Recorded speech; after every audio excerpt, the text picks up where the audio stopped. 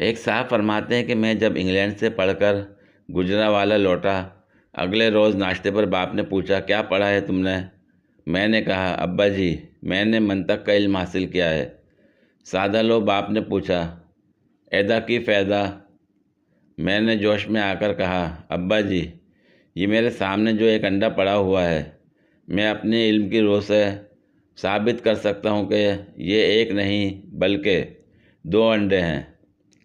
उसके बाद मैंने दलाइल के अंबार लगा दिए और फिर बात ख़त्म करके बाप को फ़ख्रिया नज़रों से देखने लगा। तब बाप ने मेरे सामने से वो अंडा उठाकर अपने मुंह में डाल लिया और बोला, चंगा फिर मैं खा लेंदा, तू जा जेड़ा तू साबित किता और तू खा ले।